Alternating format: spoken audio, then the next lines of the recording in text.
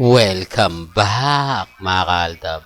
Ito na naman po ang inyong lingkod, si Mr. Destiny. At magbibigay po tayo ng pinakamainit na update po ngayon sa social media mga kaaldab. Gaya nga po ng pinapaliwanag ko at paulit-ulit kong ina-update.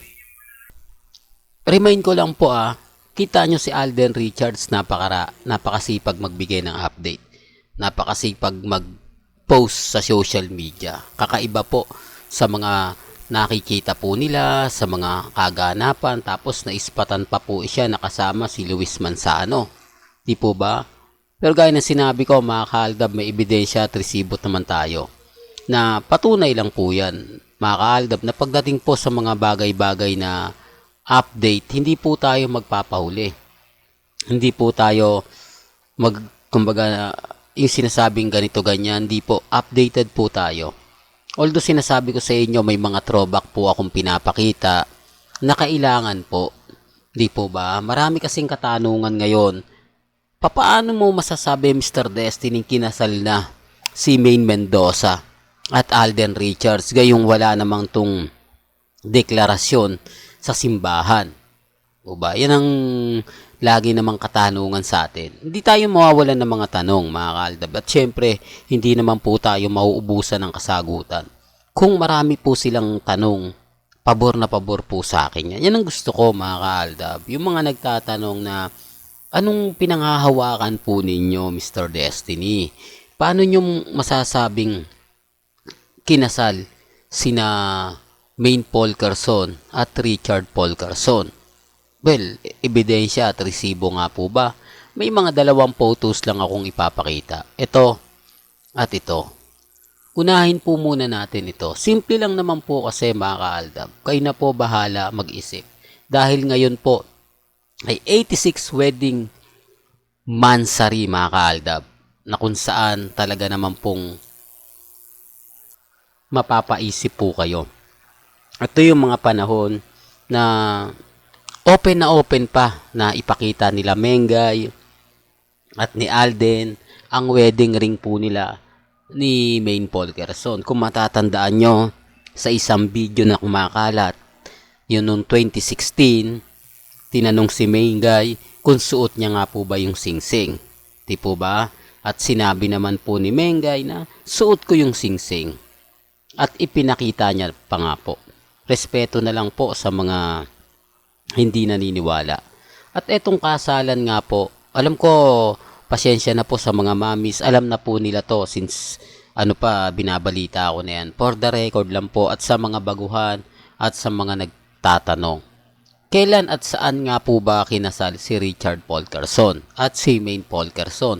Kinasal po sila sa Christ the King sa Quezon City, sa Kristong Hari, na kung saan nga po mga kaaldab, doon din kinasal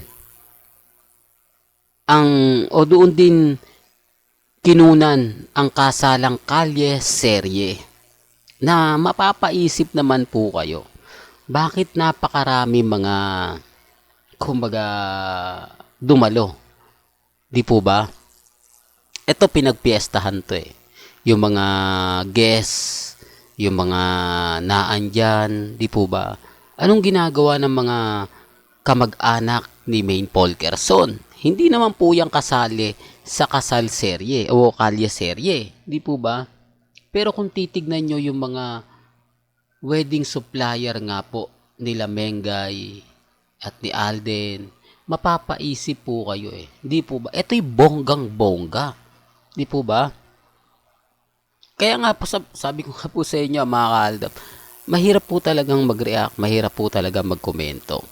Pero kung papansin nyo, anong ginagawa ng mga kaibigan ni Alden Richards katulad nila Rodion Cruz, nila Christopher Martin, kumbaga nasa dulo ng dila natin mga kaaldab, hindi ko nalang mabanggit. Di po ba? Ang dami mga bali-balita na lumabas dito. Anong ginagawa nila Mike Enriquez, Helen Soto? Anong ginagawa ng mga pamilya ni Alden Richards, si Daddy Bay, at ang buong kumbaga pamilya niya? At syempre, hindi naman po mawawala. Kung naandyan ang pamilya ni Alden Richards, naandyan din syempre yung pamilya ni Maine Mendoza. Kaya nga po mga kaaldab, maraming mga komento, maraming mga senaryo na talagang aminin man po na nila o hindi. Talagang itong kasalan talagang pinag-usapan ng mga panahon na yon. Kaya lang, matalino lang talaga si Mengay at si Alden. Tinapat nila sa kasal o sa kalye-serye. Pero madaling araw pa lang po nagsimula na yung kasal. Natapos na yung kasal. Kaya nga po mga kaaldab, kampante yung Aldab, nakasal na po sila. Sinabi po kasi ang kaya lang hindi po pwede talagang ipagkalat dahil secret wedding nga lang talaga ang naganap at nangyari. Maraming mga ebidensya at resibo na makikita nyo naman po at mapapanood. Kaya lang syempre, kumbaga andun yung po yung point na mapapaisip kayo. Andun yung point na mukhang may mali Mr. Destiny. Parang hindi siya ganun ka, yung tipong, ang ibig kong sabihin mga kaaldab, pinag-usapan. Hindi siya ganun kainit. Di po ba? Kasi masaya na po yung Aldab ng mga panahon na yun eh. Hindi na po namin kailangan pa na ganito, ganyan, ganon. Di po ba? Pero gaya ng sinabi ko wala pong pilitan. Alam ko, may mga pupunta na naman po dito, magko-comment, sasabihin nila, paasa ka talaga Mr. Destiny, ganito, ganyan. Pero ito sinasabi ko lang po sa inyo mga kaaldab, maging matatag lang kayo, maging kampante. Ako naman po, hindi naman po ako nagpapa-apekto, hindi naman po ako nagpapatalo sa mga sinasabi po nila. Ang importante lang naman po kasi sa akin, maging updated kayo. Kung ano lang po yung latest, kung ano yung trending, yun lang naman po yung mga binabalita natin. Di po ba? Kaya dun sa mga taong gigil na gigil tapos nagko-komento sa akin na Mr. Paasa, simulan nyo muna sa 2015 bago po kayo mag-react. Tanong nyo muna kung sino nga po ba ang totoong may kasalanan at kung bakit nga po ba umasa ng gusto ang Aldab Nation. Saan nga kami kumuha ng lakas? Saan kami kumuha ng ipaglalaban po namin?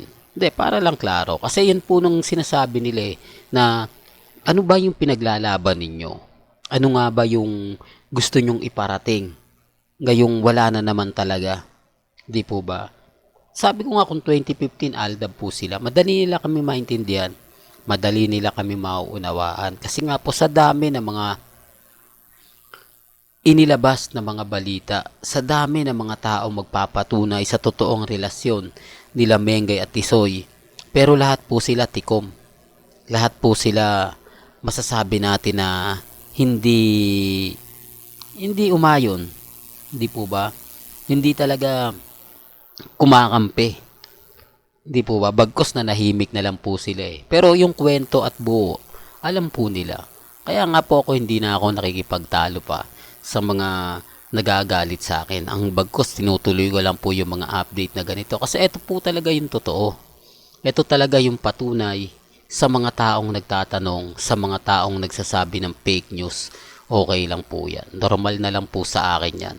Basta sa akin lang po, kung ano lang po yung mga sinasabi nila, nagre-react sila, nire-respeto ko yan at ginagalang.